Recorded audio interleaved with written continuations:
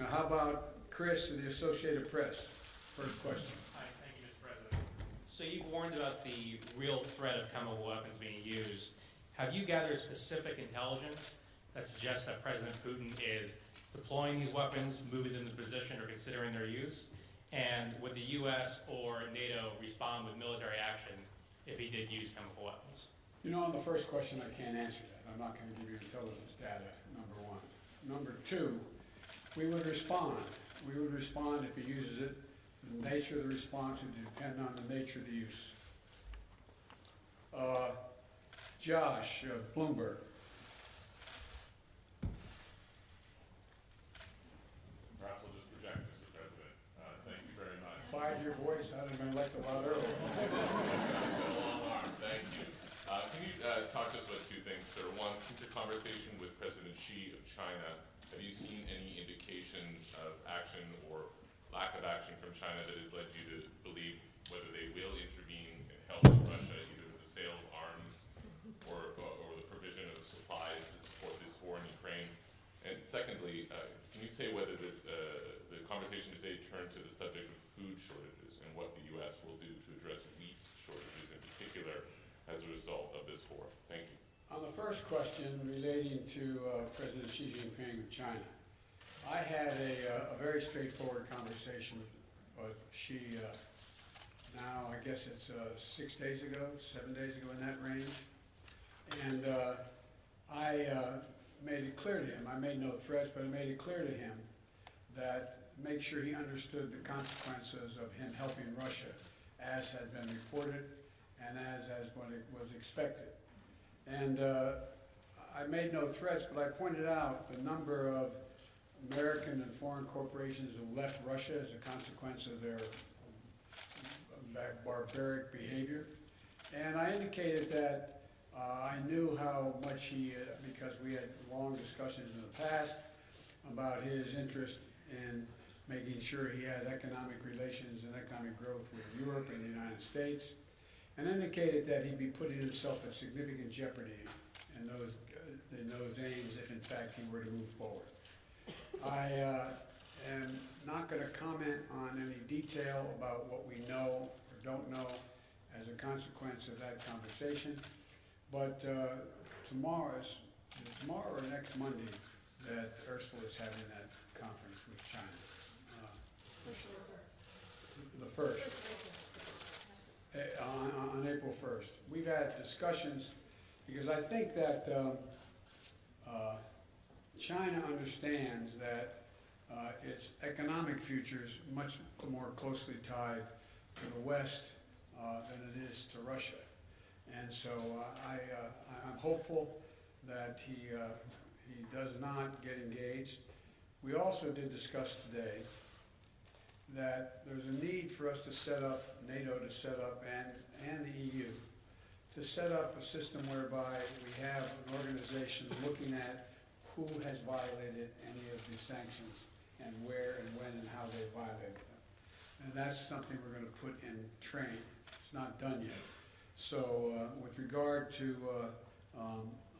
Xi, I have nothing more to report.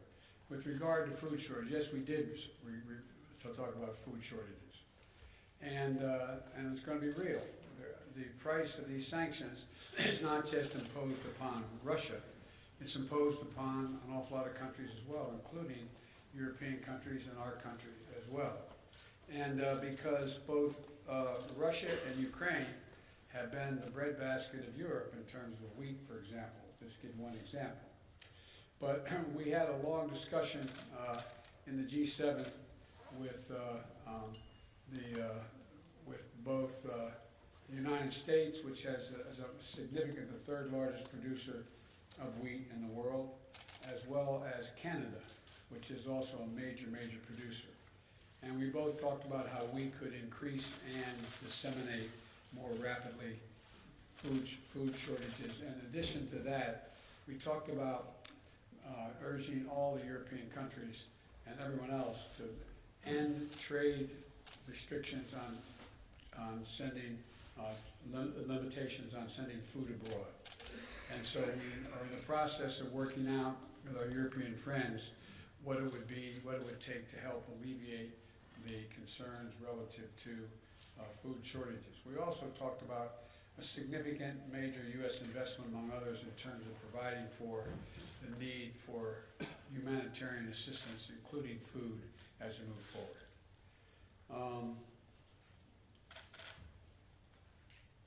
Tarina of the Wall Street Journal. Watch out, you're not hitting the head there now. Mr. President, in your view, does President Zelensky need to cede any Ukrainian territory in order to gain a ceasefire with Russia, or is that completely off the table? And then also, do you think that Russia needs to be removed from the G20? On the latter point, my answer is yes. That depends on the G20. That was raised today, and I raised the possibility, if that can't be done, if Indonesia and others do not agree, then we should, in my view, ask to have both Ukraine be able to attend the meetings, as well as basically Ukraine being able to attend the G20 meeting and observe. With regard to, what was the first question? If you think that Ukraine needs to cease, to give up any territory in order to get a ceasefire. That is a total judgment based on Ukraine. Nothing about Ukraine without Ukraine. I don't believe that they're going to have to do that, but that's a judgment. There's negotiations, discussions, I should say, that have taken place that I have not been part of, including Ukrainians, and it's their judgment to make. Cecilia, ABC. There you go. Sir, you've made it very clear in this conflict that you do not want to see World War III.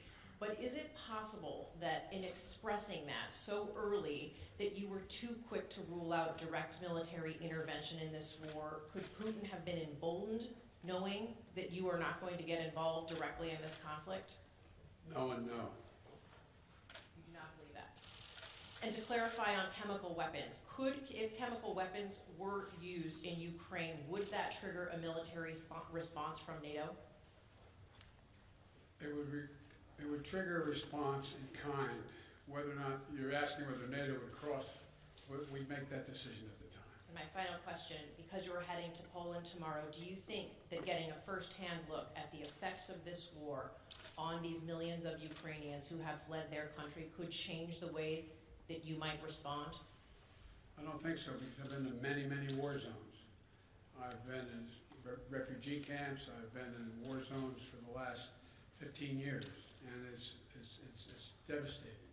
And but the thing you look at the most is you see these young children. You see children without parents that are in those camps or in refugees. You see women and husbands, and men and women who are completely lost and have no. You see the look, that blank look on their face, that absolute feeling of, my God, where am I? What's going to happen to me? And so, what it will do, it will reinforce my commitment to have the United States make sure we are a major piece of dealing with the relocation of all those folks, as well as humanitarian assistance needed both inside Ukraine and outside Ukraine. For example, this is not something that Poland or Romania or Germany should carry on their own. This is an international responsibility. The United States, as a leader, one of the leaders in the international community, has an obligation to be engaged and do all we can to ease the suffering and pain of innocent women and children and men, for that matter, throughout Ukraine, and those who have made it across the border. I plan on attempting to see those folks, as well as I hope I'm going to be able to see, I guess I'm not supposed to say where I'm going, am I? But anyway, I hope I get to see a lot of people.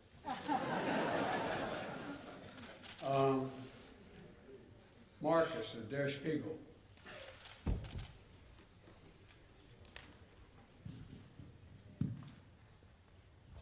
Thanks, Mr. President.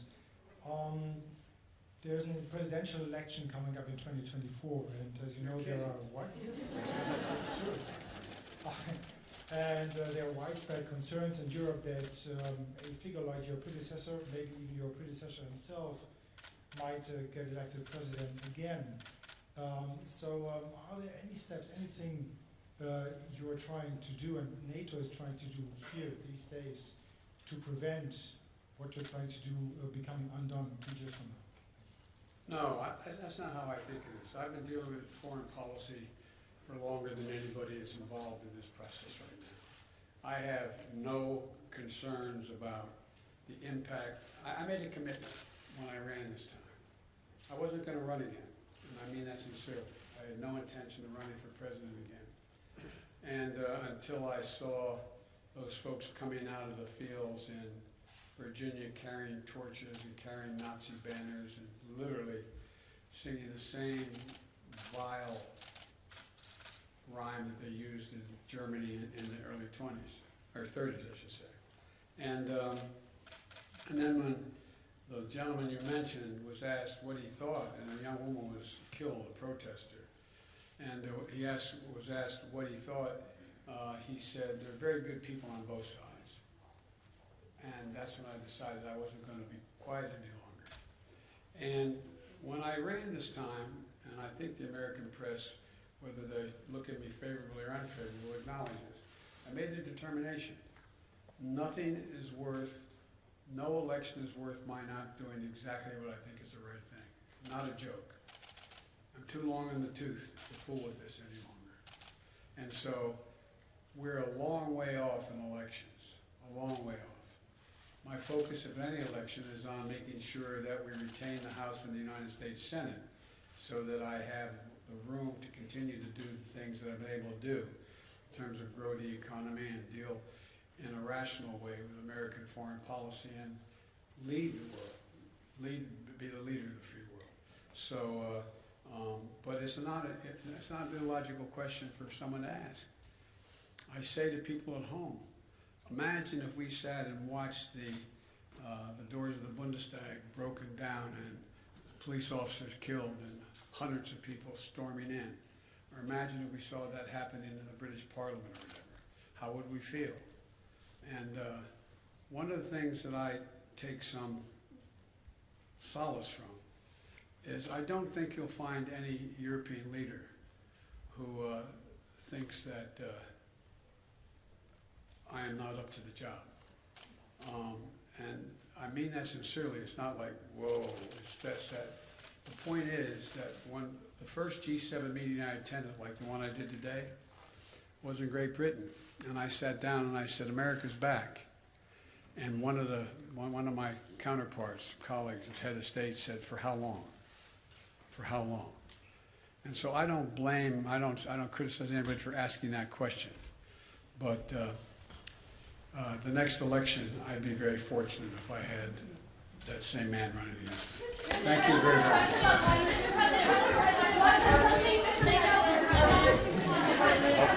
Wie sitzt de ball? Whoa. No, yeah, one final question, right. Hey, wait, hold on a second, please. I was supposed to be an hour ago at the European Union meeting and to speak. No, I'm thanking you. So someone I haven't called on before. You. Who are you? I'm Christina from CBS. Thank you, sir. Okay. Sir, deterrence didn't work. What makes you think Vladimir Putin will alter course based on the action you've taken today? Let's get something straight. You remember, if you covered me from the very beginning, I did not say that, in fact, the sanctions would deter him. Sanctions never deter. You keep talking about that. Sanctions never deter. The maintenance of sanctions, the increasing the pain, and the demonstration why I asked for this NATO meeting today is to be sure that after a month we will sustain what we're doing, not just next month, the following month, but for the remainder of this entire year. That's what will stop him. You believe the action today will have an impact on making Russia change course in Ukraine? That's not what I said. You're playing a game with me. I know. The answer is no. I think what happens is we have to demonstrate the purpose. The single most important thing is for us to stay unified. And the world continue to focus on what a brute this guy is. and all the innocent people's lives are being lost and ruined, and what's going on. That's the important thing. But look, if you're Putin and you think that that Europe is going to crack in a month or 6 weeks or 2 months, why not? They can take anything for another month, but we have to demonstrate. The reason I asked for the meeting, we have to stay fully, totally, thoroughly united. Thank you.